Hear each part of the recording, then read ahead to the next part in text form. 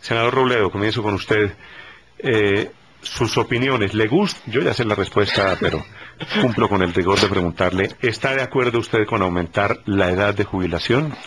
No, Néstor, usted adivina el futuro bien. No estoy de ninguna manera de acuerdo con esa decisión, ni por el fondo ni por la forma. A ver, por el fondo yo creo que hay una cosa que es clara, es que en la medida en que se aumenta la edad de pensión, de jubilación, lo que termina sucediendo es que se amplía un lapso en el cual los colombianos están en el horror, porque están por norma sin empleo, ¿sí? Pero también están sin pensión, porque aquí lo que todos sabemos que al final sucede, pues suponiendo a los que pueden llegar a la pensión, porque hay un número inmenso que nunca cotizan lo suficiente y no van a llegar allí de ninguna manera, sino otros que podrían, digamos, cumplir con el número de semanas, el tiempo pues de aportes y de cotización al Seguro Social, pero que se quedan, digamos, sin empleo, por decir una edad a los 50 años o a los 52 años, sí, etcétera, sí, o antes incluso, y ya no consiguen empleo, porque en Colombia conseguir empleo en esos momentos es muy difícil. Entonces lo que sucede es que ese es un tiempo de sufrimiento muy grande. Y además hay otra cosa que hay que decir: en la medida en que esa pensión de jubilación se logra muy tarde, pues empieza a funcionar, es como una especie de seguro de entierro. Sí, es decir, el tiempo de disfrute, por supuesto, se reduce bastante, cosa que justo no tiene nada. Y me refiero también, Néstor, aun cuando no sea lo principal, a la forma como lo quieren hacer. A mí me molesta particularmente estos planes de desarrollo utilizados como una especie de árbol de Navidad para colgarle temas graves que se debieran discutir con toda seriedad democrática y permitir que la sociedad opine y concentrar la atención de la opinión pública. Por ejemplo, viene una reforma de las leyes de tierras, a mi juicio, pavorosa. Viene también metida como una especie de mico en el plan de desarrollo. 3 artículos que eliminan la UAF, o sea, que cambian toda la concepción del Estado colombiano con respecto a la tenencia de la tierra en Colombia, las políticas agrarias del gobierno, y lo meten también como un asuntico más. De micos. No, eso es absolutamente indebido, es una mala manera de legislar. Ese tema de tierra seguramente vendrá después, ¿no? Ese tema será de otro debate.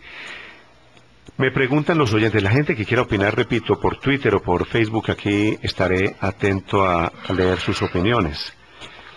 Me pregunta un oyente, ¿por qué no cita algunos ejemplos de países, de cómo se pensionan en algunos países? Lo voy a hacer con mucho gusto porque aquí tengo datos a la mano. Lo que quiere el gobierno es mujeres a los 60, hombres a los 65. No, a los... ¿Sí? No, mujeres a los 62. Perdón, corrijo. Perdón, corrijo. Mujeres a los 62 en Colombia. Devuelvo el cassette. Quiere el gobierno mujeres que se pensionen a los 62, hombres a los 65. ¿Cómo es la cosa en algunos países? En Argentina, 60 mujeres, 65 hombres. En Brasil, 60 mujeres, 65 hombres. En Perú, 65 y 65, en Uruguay 60 y 60, en Paraguay 55 y 60, en Chile 60 y 65, en Japón 60 y 65, en Australia 60 y 65, es decir... ¿Te digo en España? En España 67 los dos. Y 67, sí. Y antes eran 65 los dos. Yo no he conocido nunca diferencia. Nosotras vivimos 8 años más, según la ONU. Bueno, ese debate de género me parece importante porque puede ser el momento de... Claro. Es decir, para las mujeres que hablan de ellos y ellas, pues también que comiencen a cotizar, la tendencia universal, a cotizar y cotizar. Bueno, Salud, la escucho. Pues mira, yo estoy absolutamente de acuerdo con la tesis del gobierno, porque el método, de pronto el senador tiene razón. Yo creo que finalmente se va a discutir en el Congreso. De todas maneras, eso donde se tiene que discutir no es en la sociedad civil, sino en el Congreso, que para eso los elegimos. Porque es que a mí esta cosa de que cada vez que hay una ley tenemos que hacer 200.000 foros, no, al Congreso y al Senado, que es donde están las personas que escogemos para que precisamente legislen. Pero con independencia de eso, a mí me parece una actitud valiente. Primero porque es un tema que es una papa caliente. A ningún gobierno le gusta hacer eso porque es impopular. Luego no lo van a pasar, porque además es muy impopular.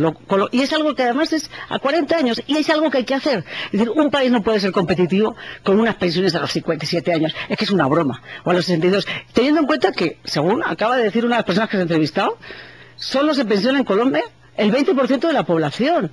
El 80% no tienen pensión. Entonces es un chiste. Y luego, dentro de ese 20% que no tiene pensión, y eso el senador Torrado lo conoce muy bien, aquí hay una serie de privilegios que son una vergüenza y un escándalo. Es decir, que es que ojalá los magistrados se jubilaran al menos hasta los 65 y trabajaran para tener todos ellos y sus familias, porque es que lo de la ley es alucinante, la sinvergonzonería que tienen. Entonces, yo creo que debe ser dentro de un proyecto más ambicioso que ponga por fin orden a la casa. Es decir, está bien que primero que se iguale la edad, los dos a los 65. Pero después que ordene a los demás, porque no entiendo, sigo sin entender por qué todo el mundo de la magistratura y todo el mundo de la procuraduría tiene un régimen especial y hace lo que les da la gana y se pensionan con unas condiciones súper ventajosas. No lo entiendo. No lo entiendo. Entonces deberían hacer algo que acogiera todas las reformas y fuera una reforma en profundidad para que todo el mundo fuera igual ante la ley. Todo el mundo es ese 20%. Porque la tragedia de Colombia, y es la tragedia de muchos países de América Latina con tanto índice, a mí me lo dijo un geriatra súper famoso de Ecuador hace unos años, el problema social más grave que tiene América Latina en el futuro es la tercera edad.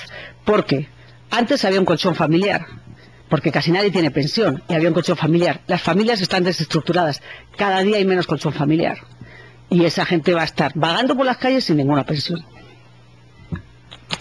Muy bien, 7:46. Esta reforma que el gobierno está proponiendo entraría a regir a partir del año 2040. Quienes aspiren a pensionarse antes del 2040, quiere decir quienes hoy son mayores de 36 años, en teoría, no los tocaría la intención del gobierno. Pero si usted tiene menos de 36 años, maestro, le figuró hasta los 65, seguramente si se aprueba este proyecto del gobierno. Alejandro Gaviria, 7:46. Yo creo, Néstor, que yo quisiera dividir la discusión en dos partes. Uno, el tema de quienes no tienen pensión, y otro, el tema de las edades, y tratar de ver que las dos cosas no están relacionadas. Empecemos con el tema de las edades. Yo creo que vale la pena decir lo siguiente sobre cómo han aumentado las esperanzas de vida en Colombia. Por allá en los años 60 eran aproximadamente apenas de 56 años. Cuando se aprueba la ley 100 del año 93 en Colombia, la esperanza de vida al nacer estaba por lados de 69 años, hoy es de 74. Ha aumentado 5 años entre la ley 100 del año 93 y el 2010. Pero esos 74 años esconden unas diferencias interesantes de género. Hoy es 70 años para los hombres, 77 años para las mujeres. O sea, cuando el gobierno está planteando una jubilación para las mujeres, por ejemplo, a los 62 años, yo creo, senador Robledo, que no es cierto que simplemente esto sea un seguro funerario. Hay 15 años de lapso entre esos 62 y la esperanza de vida de 77, incluso hoy en día. Eso seguramente, esa diferencia, esa brecha será mayor en el año 2030-2040. Yo creo que hay una realidad demográfica y los sistemas pensionales tienen que adaptarse a esa realidad demográfica y pasa en todo el mundo. Ya ha pasado en los países europeos y cuando uno no hace esto a tiempo, lo tiene que hacer abruptamente, como está ocurriendo hoy en Inglaterra, por ejemplo. Lo que acaba de pasar en Inglaterra yo creo que es representativo. Una persona en Inglaterra nacida en los años 50, le dijeron por allá en el año 95, mire, usted no se va a jubilar a los 60, se va a jubilar a los 64. Y cuando ya estaba a punto de jubilarse le dijeron, no es a los 64, es a los 66, hombres y mujeres. Entonces yo creo que esto tiene que hacerse, y tiene que hacerse tarde o temprano, no necesariamente ahora. Dicho esto, yo creo que vale la pena mencionar el otro tema, y es que este no es el problema más grave del sistema pensional colombiano. El problema más grave, ya lo mencionaron aquí, y es que la cotización, hoy casualmente el DANE revela los últimos datos sobre la cobertura del sistema de protección o de seguridad social en Colombia, y tiene un dato que es espeluznante. Los afiliados al sistema pensional apenas llegan al 30%. De estos afiliados al sistema pensional, no todos van a cumplir el requisito del número de semanas que exige la ley. Entonces, de este 30% solamente se van a pensionar o van a tener acceso a una pensión, ya se dijo el número, puede ser un número cercano al 20%, incluso inferior. Yo creo que allí está el desafío más grande del sistema de pensiones en Colombia. Y me parece un poco extraño que el gobierno... ¿En la baja cobertura? En la baja cobertura. Dar esta pelea ahora, que es una pelea que se puede aplazar porque tenemos 30 años.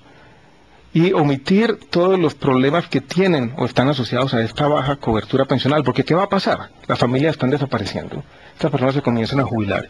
Y este es un pasivo implícito que está acumulando el gobierno colombiano. El gobierno en 10 o 15 o 20 años no va a poder voltear la espalda y decir, esta gente no tiene acceso a esa pensión.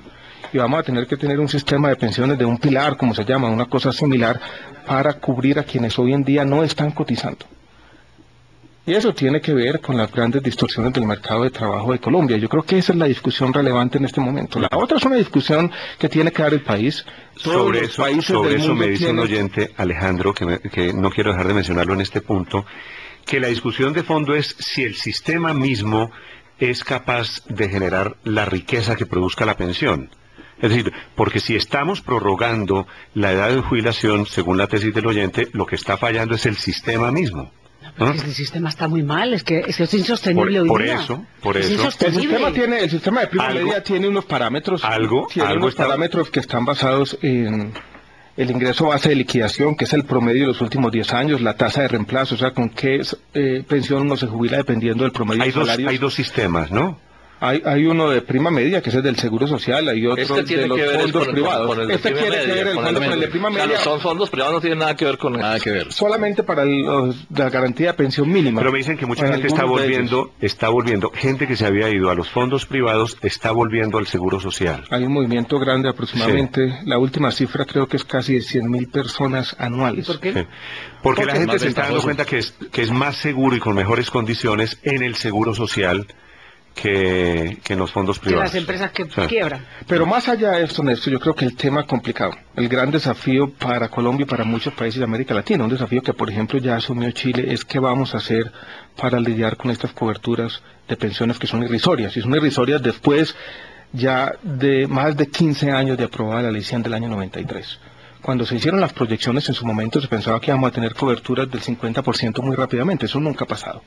Yo creo que eso está asociado, entre otras cosas, con las altas tasas de informalidad laboral del país, que es un problema grave, que es un problema serio y sobre el cual uno no ve muchas iniciativas del gobierno. Entonces hay valentía, en este caso, como dice Salud, yo creo que pero al mismo tiempo se está dejando de lado uno de los problemas más complicados. Ese es el fondo del problema, es que todas estas medidas que quieren tomar son en buena medida medidas remediales.